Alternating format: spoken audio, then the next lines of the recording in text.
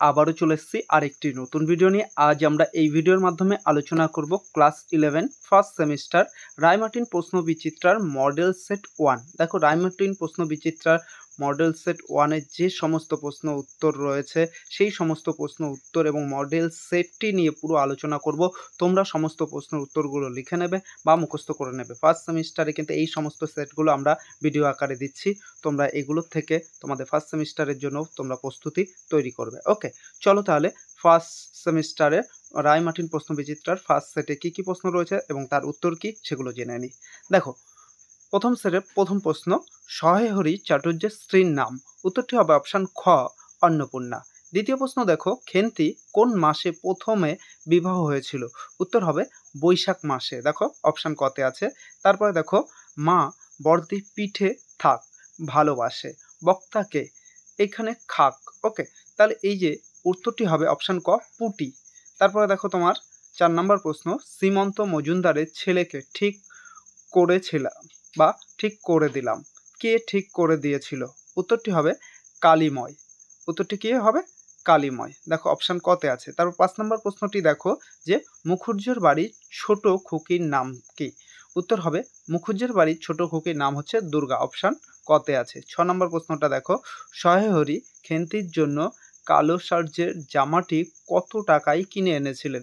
উত্তরটি হবে অপশান খ, 2.5 টাকায়। তারপরে দেখো 7 নম্বর প্রশ্ন, পুঁই পাতায় জড়ানো ছিল ড্যাশ রয়েছে শূন্যস্থান পূরণ। উত্তর হবে অপশান খ, চিংড়ি মাছ। তারপরে দেখো তোমার একটা ছক রয়েছে 8 নম্বর প্রশ্ন, এই যে ডায়াগ্রাম চার্ট দেখে নিজের বিকল্পগুলো বেছে নিতে বলেছে।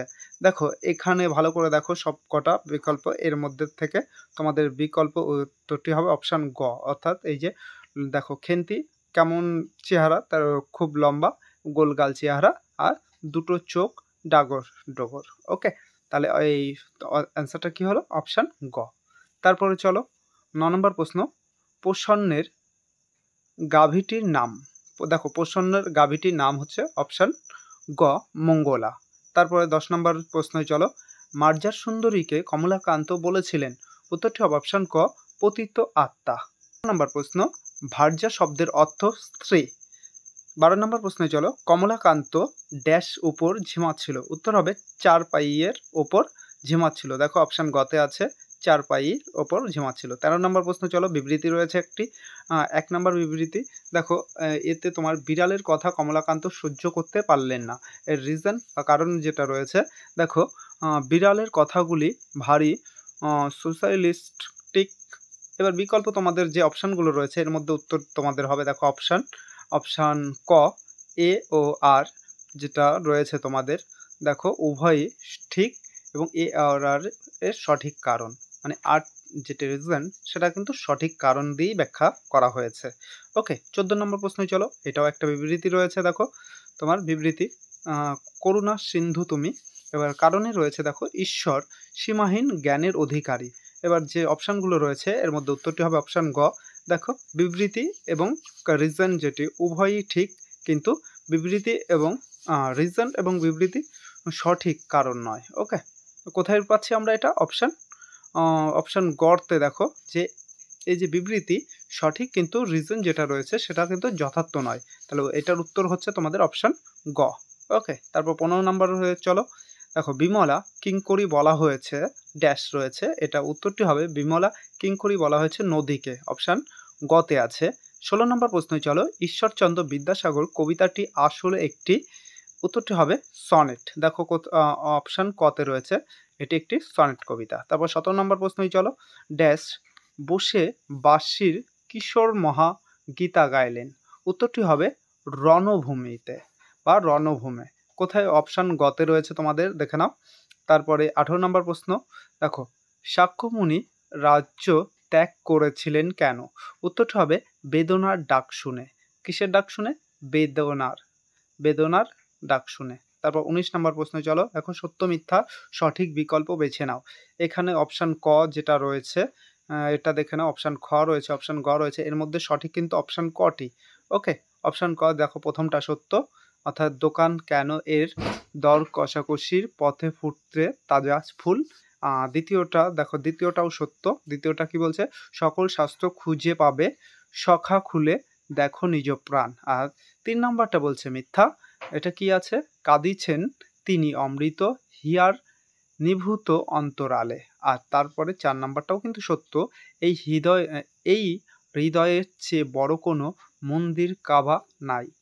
যে বিকল্পগুলো রয়েছে এর মধ্যে তাহলে আমরা উত্তরটা কি পেলাম, উত্তরটা হচ্ছে অপশান ক। চলো এর পরবর্তী 20 নাম্বার প্রশ্ন দেখো, জেন্দাবেস্তা কাদের ধর্মগ্রন্থ? উত্তর হবে পারস্যিকদের, অপশান খতে রয়েছে। তাহলে জেন্দাবেস্তা কাদের, হচ্ছে পারস্যিকদের। তারপর 21 নাম্বার প্রশ্ন, চলো, পেলাইও আগে কি কাজ করত?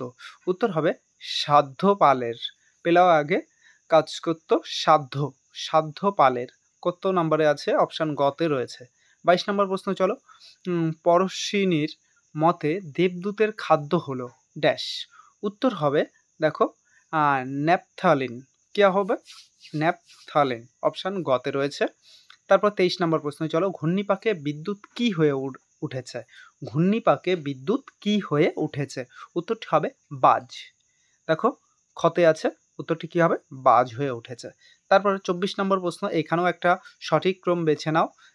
তোমার 1 নম্বর রয়েছে ফাঁসি মঞ্চ, দ্বিতীয় রয়েছে আরও তুচ্ছ ফুসুরকে বা দিচ্ছে ঝুলিয়ে, 3 নাম্বার রয়েছে গর্দানে আরও শক্ত করে জড়িয়ে দেয় ফাঁস, 4 নাম্বার রয়েছে ফাঁস লাগাচ্ছে গলায়। তাহলে এই যে 4টে অপশানের মধ্যে কোনটি উত্তর হবে, অপশান ক। দেখো 4 নাম্বার, 3 নাম্বার, 1 নাম্বার, 2 নাম্বার যে বিকল্প পর ধারাবাহিকভাবে সাজালে 4 নাম্বার এটা প্রথমে আসছে, 3 নাম্বার এটা তারপরে 1 নাম্বার, তারপর 2 নাম্বার। ওকে, চলো তারপর 25 নাম্বার প্রশ্ন, চলো, জেলের গড়ার থেকে বেরিয়ে আসছে কবির কোনো ড্যাশ। কি বেরিয়ে আসছে? দেখো উত্তর হচ্ছে লিপিকার স্বর। জেলের গড়ার থেকে বেরিয়ে আসছে কি, লিপিকার স্বর। 26 নম্বর প্রশ্ন, চলো, ইনকাদের ব্যবহৃত ভাষা কি? উত্তর হবে কিচুয়া। 27 নম্বর প্রশ্ন, চলো, চিনুক ভাষা হলো একটি মিশ্র ভাষা। দেখো চিনুক ভাষা হলো একটি মিশ্র ভাষা। 28 নম্বর প্রশ্ন, চলো, সাধু ভাষা শব্দটি প্রথম ড্যাশ ব্যবহার করেন? উত্তর হবে রাজা রামমোহন রায় ব্যবহার করেন। 29 নম্বর প্রশ্ন, চলো, ত্রিপিটক কোন ভাষায় লেখা? উত্তর হবে পালি ভাষায়। ত্রিপিটক পালি ভাষায় লেখা। 30 নম্বর প্রশ্ন, ভোট বা চীনীয় ভাষা বংশের মানুষেরা ড্যাশ জাতির লোক? উত্তর হবে মঙ্গল জাতির লোক। 31 নম্বর প্রশ্ন, গ্রন্থ সাহেব কোন লিপিতে লেখা? উত্তর হবে গুরুমুখী লিপিতে লেখা। তারপর 32 নম্বর প্রশ্ন, খাসি ভাষা কোন ভাষা বংশ থেকে জাত? তাহলে কি বলছে, খাসি ভাষা কোন ভাষা বংশজাত? উত্তর হবে অস্ট্রিক ভাষা বংশজাত। 33 নম্বর প্রশ্ন, দেখো, নদিয়া হুগলি জেলার কোন উপভাষা প্রচলিত? উত্তর হবে রাঢ়ী। তারপরে 34 নম্বর প্রশ্ন, দেখো, বরেন্দ্রী উপভাষায় প্রচলিত নিম্নোক্ত কোন জেলা? বরেন্দ্রী হচ্ছে মালদা জেলায়। তার 35 নম্বর প্রশ্ন, দেখো, অভিশ্রুতি কোন উপভাষার বৈশিষ্ট্য? উত্তর হবে রাঢ়ী ভাষার বৈশিষ্ট্য। 36 নম্বর প্রশ্ন, চলো, চর্যাপদের ভূসুকুপাদের পদ সংখ্যা? উত্তর হবে 8টি। তারপর 37 নম্বর প্রশ্ন, দুলি দুহি পিটা ধরন ন যায়। দেখো চর্যার কত সংখ্যক পদ এটি? উত্তর হবে 2 সংখ্যক পদ এটি। 38 নম্বর প্রশ্ন, চলো, চৈতন্যদেবের জন্ম হয় কত খ্রিস্টাব্দে? উত্তর হবে দেখো 1486 খ্রিস্টাব্দে। উত্তর হবে 1486 খ্রিস্টাব্দে। তারপরে প্রশ্ন 29 নম্বর প্রশ্ন, দেখো, ড্যাশ মনসামঙ্গল কাব্যের ধারার কবি ছিলেন? তাহলে মনসামঙ্গল কাব্য ধারার কবি ছিলেন, উত্তরটি হবে অপশান ঘ। দেখো কেতকা দাস এবং ক্ষেমানন্দ। তাহলে তোমার 29 নম্বর প্রশ্ন, মনসামঙ্গল কাব্যের কবি হলেন, উত্তরটি দেখে নাও, কেতকা দাস ক্ষেমানন্দ। 40 নম্বর প্রশ্ন, চলো, দেখো 40 নম্বর প্রশ্ন কি রয়েছে, কেস স্টাডি করে প্রশ্নের উত্তর দাও। দেখো প্রথমত রয়েছে মধ্যযুগের কবিরা প্রত্যেক পদের শেষে তাদের নিজেদের নাম উল্লেখ করতেন, যাদের পরবর্তী সময়ে তাদের নাম প্রচার পায়। পদের শেষে এইরকম কবির নাম যোগ করার পদ্ধতিকে বলা হয় ভণিতা। কি বলা হয়? ভনিতা। ভিডিওটি কেমন লাগলো অবশ্যই কমেন্টের মাধ্যমে জানিও। আর এই ধরনের ভিডিও পাওয়ার জন্য আমাদের চ্যানেলটিকে কিন্তু সাবস্ক্রাইব করো। আর রায়মার্টিন প্রশ্ন বিচিত্রার সমস্ত প্রশ্ন সেট কিন্তু আমাদের এই চ্যানেলে ছাড়া হবে।